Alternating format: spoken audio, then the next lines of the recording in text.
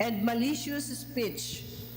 If you bestow your bread on the hungry and satisfy the afflicted, then light shall rise for you in the darkness, and the gloom shall become for you like midday. The word of the Lord. Thanks be to God. The just man is a light in darkness to the upright. The just man is a light in darkness to the upright. Light shines through the darkness of the upright. He is gracious and merciful and just. Well, for the man who is gracious and lends, who conducts his affairs with justice. The just man is a light in darkness to the upright. He shall never move. The just one shall be in everlasting remembrance. An evil report he shall not fear. His heart is firm, trusting in the Lord. The just man is a light in darkness to the upright. His heart is steadfast, he shall not fear. Lavishly he gives to the poor. His justice shall endure forever. His horn shall be exalted in glory. The just man is a light in darkness to the upright.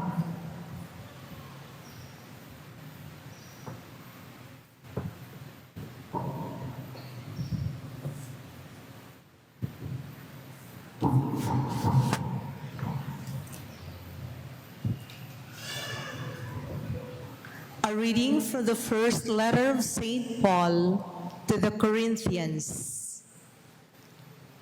When I came to you, brothers and sisters, proclaiming the mystery of God, I did not come with sublimity of words or of wisdom, for I resolved to know nothing while I was with you, except Jesus Christ and Him crucified.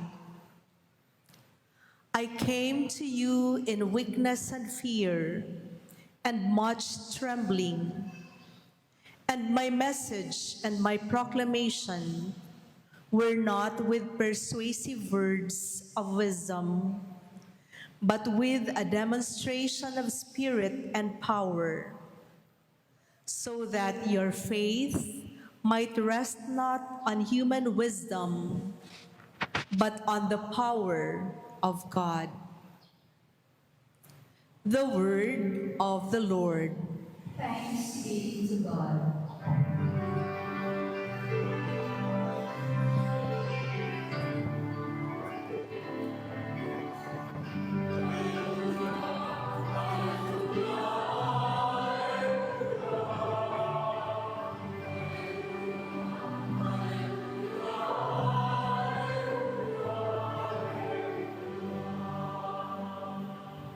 I am the light of the world, says the Lord. Whoever follows me will have the light of life.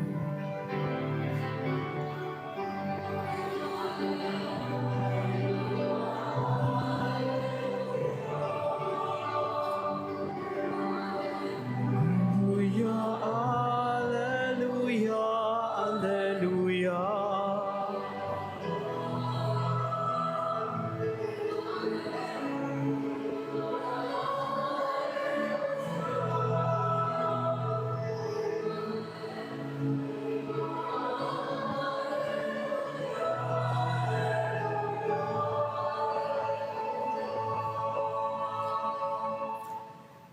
The Lord be with you.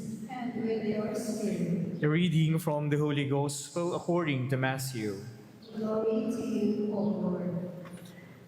Jesus said to his disciples, "You are the salt of the earth. But if salt loses its taste, with what can it be seasoned? It is no longer good for anything but to be thrown out and trampled underfoot. You are lights of the world, A city set on a mountain cannot be hidden, nor do they light a lamp and then put it under a bushel basket. It is set on a lampstand where it gives light to all in the house. Just so, your light must shine before others, that they may see your good deeds and glorify your heavenly Father. Dear friends, the Gospel of the Lord. Praise to you, Lord Jesus Christ. Good evening, everyone. At yung mga sumusunod po sa atin sa live stream, magandang gabi po sa inyo. Asal, asan? Nasaan ang mabubuting asal? Maraming mga matatanda ngayon, ito yung hinahanap sa mga bata. Asal, asan? Mabubuting asal, nasaan?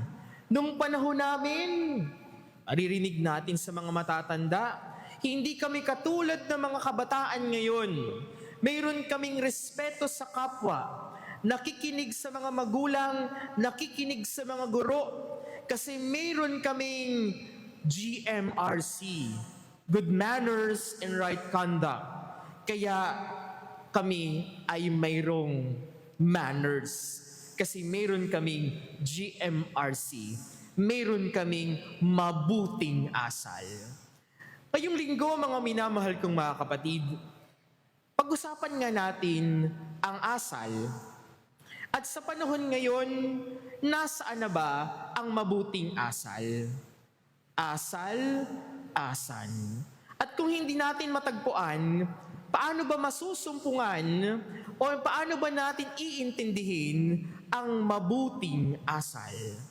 Ang mabuting asal ba ay matatagpuan pa natin ngayon sa kalye? Kapag mayroong dalawang sasakyan ang nagkagitgitan, mayroon bang mabuting asal?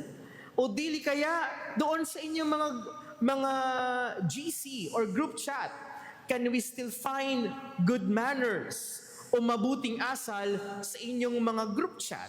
O di kaya doon sa inyong tahanan, kung paano kayo makitungo sa inyong magulang, sa inyong asawa, o dili kaya doon din sa ating workplace, mayroon pa ba tayong makikitang mabubuting asal? Ngayong linggo, asal, asan? Mabuting asal, nasaan? Dalawang bagay. Una, ang mabuting asal, mabuting lasa. Ang taong may mabubuting asal, yan ay may mabuting lasa. We heard in the gospel for today, my dear friends, that Jesus was telling his disciples, "You are the salt of the earth. Kayo ay asin ng sanlibutan." Ibig sabihin, kung tayo ay asin ng sanlibutan, tayo ay magbibigay ng lasa sa sanlibutan. Tayo ay magsisilbing panlasa ng sanlibutan. Kaya perhaps, my dear friends, we can ask ourselves today, and after this Mass, when you go home after this Mass, what kind of taste am I? Ano bang uri ng lasa ako o meron ako? Bilang nanay, ano bang uri ng lasa meron ka sa bahay? Baka minsan, maasim ka na.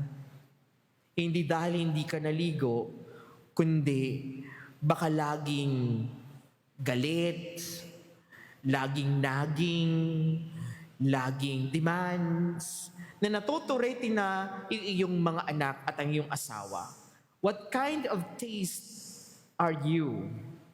Or sa mga tatay, ano bang lasa meron ka bilang tatay sa bahay? No? Ikaw ba ay matamis? Maasim? Mapakla? O baka mapait? O baka naman wala kang kalasa-lasa? Bland. Kasi nga naman, oh Father, pagod na ako sa maghapong pagtatrabaho, kaya after the day's work, I'll just have one bottle of beer and that's it. I'll just rest and sleep. Diba?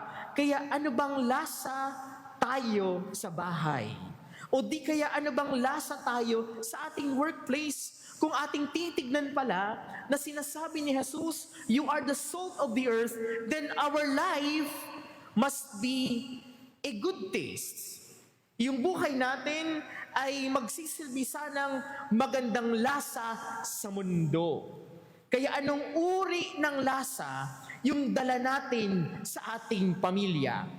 Anong uri ng lasa ang meron tayo sa ating relasyon, sa ating pagkakaibigan? Ano bang uri ng lasa ang bitbit natin sa ating mga workplaces? And hopefully, that taste is a good taste. Na bilang asin ng sanlibutan, tayo ay magiging mabuting lasa ng mundo. Kaya mamaya, pag-uwi, pag-usapan, ano bang uri ng lasa yung bitbit ko sa ating pamilya? Mag-uusap ang mag-asawa, ano bang lasa meron ako sa iyo bilang iyong asawa? At yung mga anak, Nay, Tay, ano bang lasa meron ako na dinadala dito sa relasyon natin sa bahay? Kasi baka nga hindi ka makapaghugas ng plato, di ka makapaglaban ng damit mo, lagi ka lang ka-cellphone at ka-ML, ano bang lasa ang bitbit natin sa ating pang-araw-araw na pamumuhay? Kaya asal, asan? Mabuting asal, nasaan? Sa mabuting lasa. Andon ang mabuting asal. At hindi lang pagiging mabuting lasa o magandang lasa, dapat tayo rin ay may mabuting panlasa. Good taste, na sana mayroon tayong mabuting panlasa. Sino ba yung mga kasama natin? Not because we are being selective or choosy with friends, ngunit yung paanyaya sa atin maging asin ng mundo, asin ng sanlibutan. Yung ating standard is the standard of God, is the standard of Jesus. Kaya dapat, it makes sense, my dear friends, na tayo rin ay merong mabuting panlasa. This morning, while I was going to my schedule in one of the chapels, kausap ko po yung sakristan ko po, yung sumasama sa aking nagsiserve. Sabi niya, Father, you know, nakaka-apekto din talaga kapag yung mga pinapanood mo sa social media, yung mga negative, no? Hindi naman po ako malungkot kahapon, pero at the end of the day, I ask myself, bakit ang lungkot ko?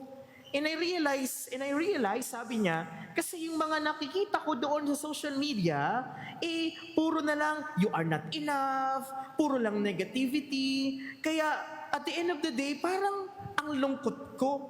Kaya, no wonder, my dear friends, we can hear from grade 3 students, pupils, grade 4, and even younger generation telling us, stress ako. Mayroon akong teenage depression. Abay, grade 8 ka pa lang, may teenage depression ka na. O di kaya, we should not wonder na mayroong mga bata, makikita natin, they hurt themselves. Bakit? Because of their bad taste. Kayo din. Sino ba yung fina-follow nyo?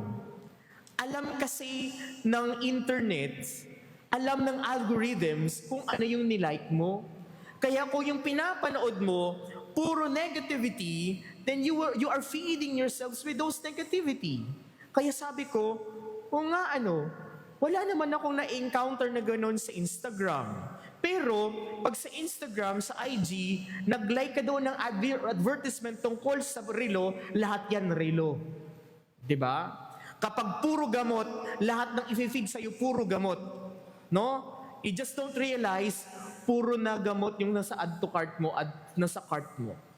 Right? 'Di ba?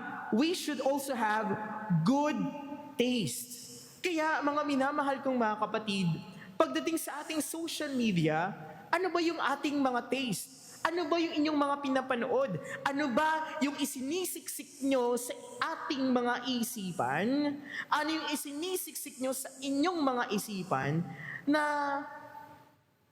most often than not are leading us away from God?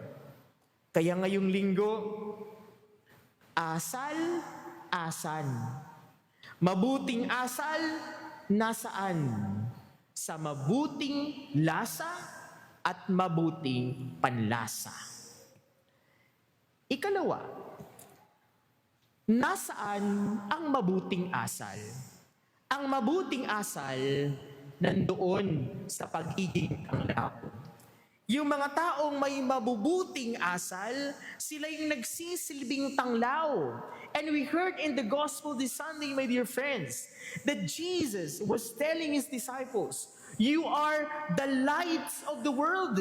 Ikaw ang liwanag ng mundo. Ikaw ang liilaw ng sanlibutan." And if I may use other term for lights, liwanag or ilaw, siguro mas magandang tignan yung salitang tanglaw. Kasi pag sinabing tanglaw,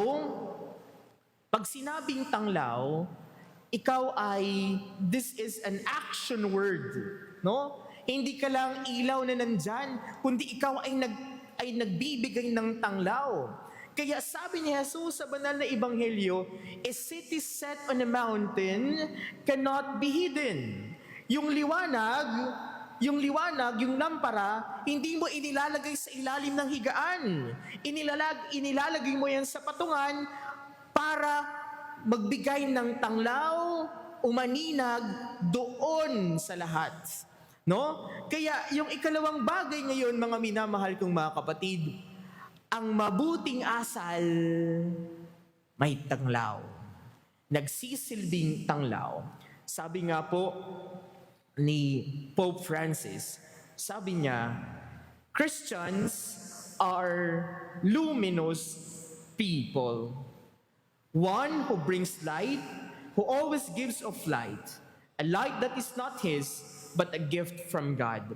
When we were baptized, we received the light of Christ. And today, here and now, we are carrying that lights. At bilang liwanag ng mundo, we ought to share this light of Christ to people. Kaya sabi ni Pope Francis, if a Christian extinguishes this light that he carries, his life has no meaning at all. His life has no meaning. Kaya yung pagkakaroon ng mabuting asal ay pagiging tanglaw. Na sana yung ating kapwa madala natin sa tamang daan, hindi sa maling daan. At magsilbi sana tayong ilaw, tumatanglaw sa kanila. Kaya, nasaan ang mabuting asal? Ang mabuting asal ay pagiging mabuting tanglaw because we are the lights of the world. Amen? Huli, kaninang umaga rin sa aking pong pakikipagkwentuhan, no? Sabi ng isang kasama ko din pong sakristan, sabi niya, Father, wala naman po akong sugat, no? At yung asin ay mabisang gamot sa sugat.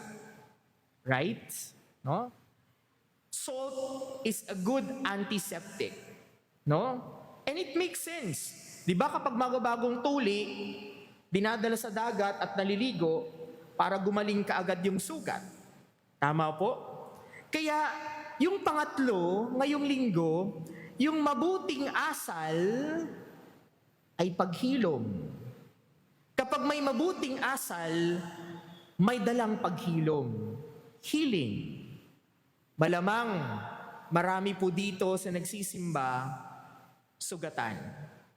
Maraming sugat.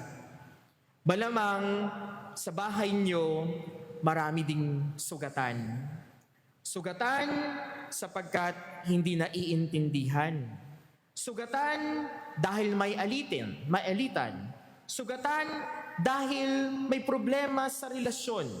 Marami sa atin sugatan. At ang bahay natin ay bahay ng mga sugatan. At ang ating simbahan ay pugad ng mga taong sugatan. Kaya it makes sense na sana maging asin tayo. Maging karanasan tayo ng paghilom ng bawat isa. And how is that, my dear friends? Mabuting lasa at mabuting panlasa. Kaya ngayong linggo, asan ang asal? Asal, asan? Mabuting asal, nasaan? Nandito. Ang mabuting asal ay may magandang panlasa at mabuting lasa. Ang mabuting asal ay pagiging mabuting tanglaw at ang mabuting asal ay may paghilom. Nagdadala sa paghilom. Kaya ngayong linggo, uuwi po sana tayo na may mabubuting asal. Amen. Please stand and we profess our faith. I believe in one God, Maker of heaven and earth, of all things visible and invisible. I believe in one Lord Jesus Christ, the only begotten Son of God, born of the Father before all ages, God from God, light from light, true God from true God, begotten and reign, consubstantial with the Father, through him all things were made. For as men and for our salvation, he came down from heaven, and by the Holy Spirit was incarnate of the Virgin Mary and became man. For our sake he was crucified under Pontius Pilate. He suffered death and was buried, and rose again on the third day, in accordance with the Scriptures. He ascended into heaven and is seated at the right hand of the Father. He will come again in glory to judge the living and the dead, and his kingdom will have no end. I believe in the Holy Spirit, the Lord, the giver of life, who proceeds from the Father and the Son, who with the Father and the Son is adored and glorified, who has spoken through the prophets. I believe in one holy, Catholic, and Apostolic Church. I confess one baptism for the forgiveness of sins, and I look forward to the resurrection of the dead and the life of the world to come. Amen. Brothers and sisters, today we are called by the Lord to be salts of the earth and lights of the world. We ask for the grace to live up to this dignity and mission so as to lead others to glorify God. Confidence we pray, Lord, be our strength and our light. Lord, be our strength and our light. For the Church, may the Lord fill Pope Leo, bishops, priests, deacons, and all those who serve in the Church with light and consolation as they guide the faithful in the way of truth and holiness. We pray. Lord, be our strength and our light. For all who serve in the government, may they shun dishonesty, corruption, and self-interest, so that integrity, truth, and justice may prevail in their service of their countrymen. We pray. Lord, be our strength and our light. For those living in the darkness of sin, hopelessness, and unhappiness, may the Lord enlighten their minds and hearts, that they may have recourse to Him and find new meaning, love, and happiness in life. We pray. Lord, be our strength and our light. For all of us gathered here, may we be active in works of love and mercy, that our light may break forth like the dawn, and our spiritual wounds be quickly healed. We pray. Lord, be our strength and our light. For our departed loved ones, may eternal light shine upon them in the Father's kingdom. We pray. Lord, be our strength and our light. Let us pray for the urgent concerns of our community and for our personal intentions. We pray. Lord, be our strength and our light. Guide us by your light, so Father, that we may also shine your light to all people and the whole of creation. We ask this through Jesus Christ our Lord. Amen.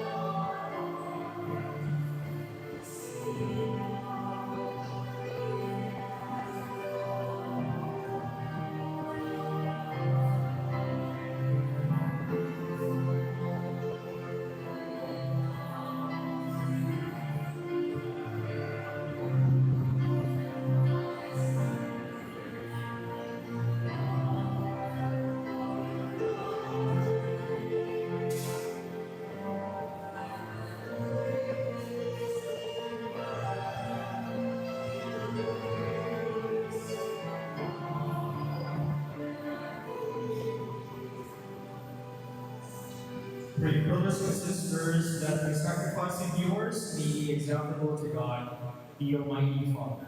May the Lord accept the sacrifice at your hands for the praise and glory of his name, for our good and the good of all his holy church. O Lord our God, who will establish these sacred things to sustain us in our frailty, grant, we pray, that they become for us now the sacrament of eternal life through Christ our Lord.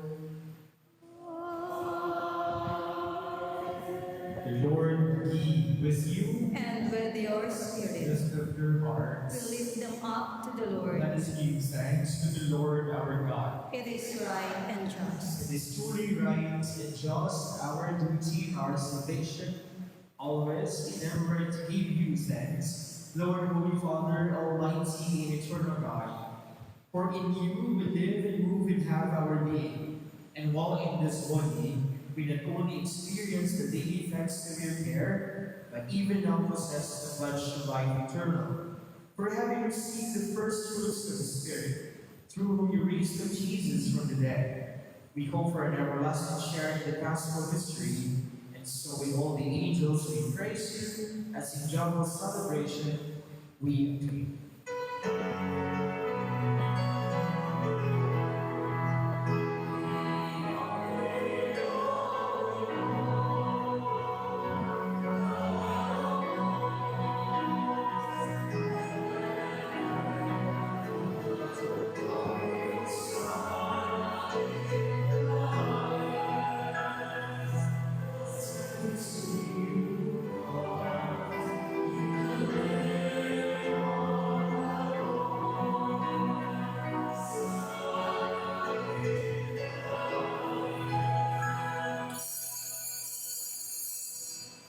You are indeed holy, O Lord, the fount of holiness. Make holy, therefore, these gifts, we pray, by sending down your Spirit upon them like a dew-fall, so that they may become for us the body and blood of our Lord Jesus Christ.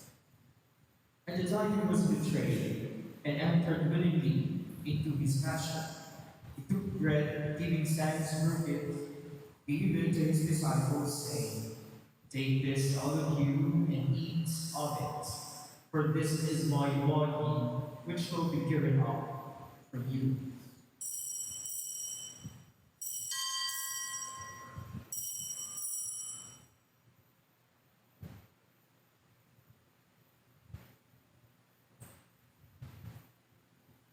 In a similar way, when supper was ended, he took the chalice, and once more giving thanks, he gave it to his disciples, saying, "Take this, all of you, and drink from it. For this is the chalice of my blood, the blood of the new and eternal covenant, which will be poured out for you and for many, for the forgiveness of sins. Do this in memory of me."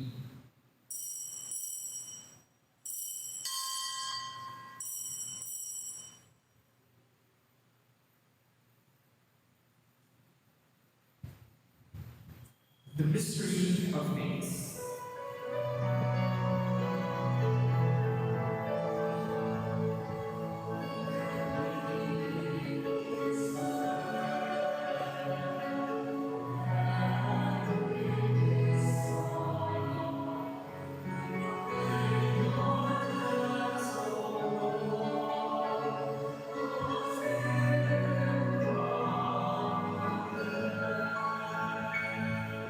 Therefore, as we celebrate the memorial of his death and resurrection, we offer you, Lord, the bread of life and the chalice of salvation, giving thanks that you have held us worthy to be in your presence and minister to you. Humbly we pray that partaking of the body and blood of Christ, we may be gathered into one by the Holy Spirit.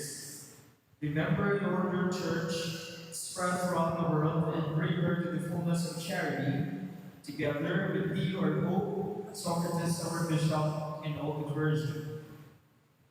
Remember also our brothers and sisters who have fallen asleep in the hope of the resurrection, and all who have died in your mercy. Welcome them into the light of your face. Have mercy on us all, we pray, that with the Blessed Virgin Mary, Mother of God, with Blessed Joseph, her spouse, with the blessed apostles and all the saints, who have pleased you throughout the ages, we merit to be co-heirs of eternal life and praise and glorify you, your Son, Jesus Christ. Through him, with him, and in him, O God, Almighty Father, in the unity of the Holy Spirit, all glory and honor is yours, forever and ever.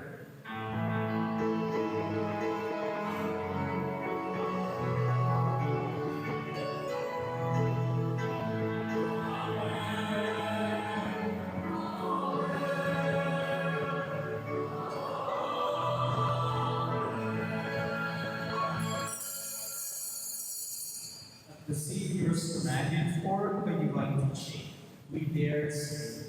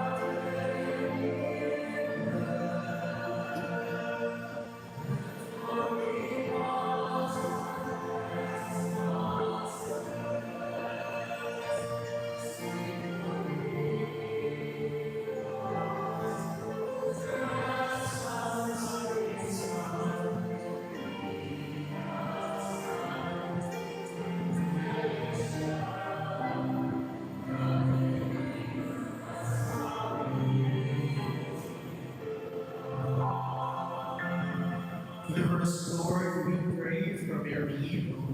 Graciously grant peace in our days, that with the help of your mercy we may be always free from sin, and safe from all distress as we await the blessed hope and the coming of our Savior, Jesus Christ.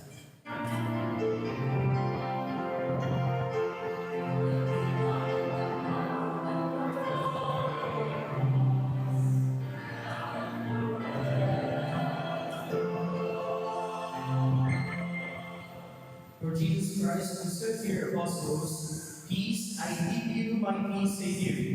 Look not on our sins, but in the face of your church, and graciously grant her peace and unity. In accordance with your will, live and reign forever and ever. Amen. The peace of the Lord be with you always. And with your spirit. We offer each other the sign of peace.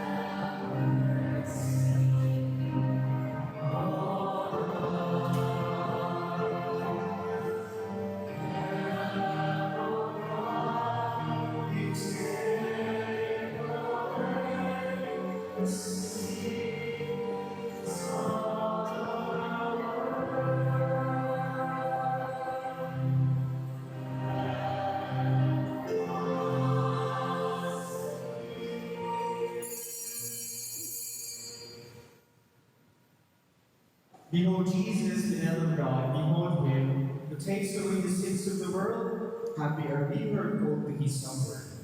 Lord, I am not worthy that you should enter under my roof, but only say the word, and my soul shall be healed.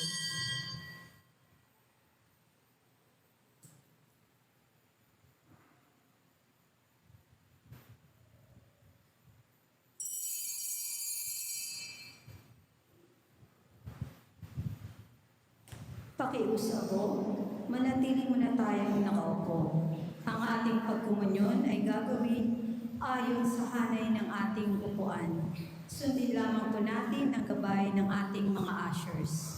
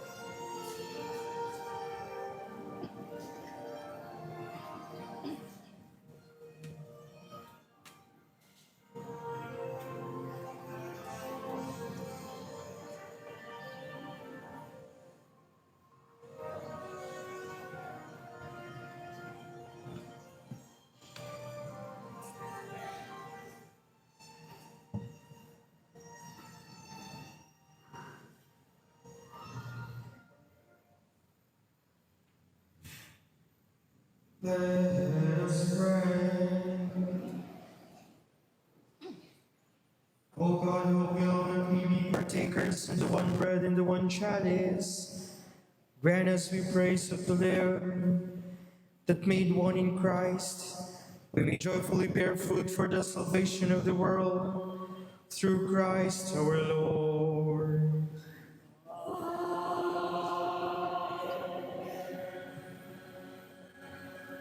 Please be seated for some announcements. Una, ang nakaraang bagyong Basyang ay nagdulot ng matinding pagbaha sa mga lugar na nasasakupan ng Diocese ng Iligan. Maraming pamilya ang napektuhan ng matinding pagbaha. Bilang simbahan, hinihikayat ang lahat na magmalasakit sa mga biktima ng bagyo sa pamamagitan ng inyong tulong pinansyal na ipadadala sa Diocese ng Iligan. Kaugnay nito, magkakaroon tayo ng second collection. Ikalawa, ang Concelebrated Mass para sa kapistahan ng Our Lady of Lourdes ay sa darating na ika-11 ng Pebrero ay ipagdiriwang sa ganap na ika-5:30 ng hapon. Pagkatapos ng banal na misa ay ang prosesyon. Magdala po ng kandila para sa nasabing prosesyon. Ikatlo, sa darating na ika-18 ng Pebrero ay Ash Wednesday na. Kaugnay nito, pwede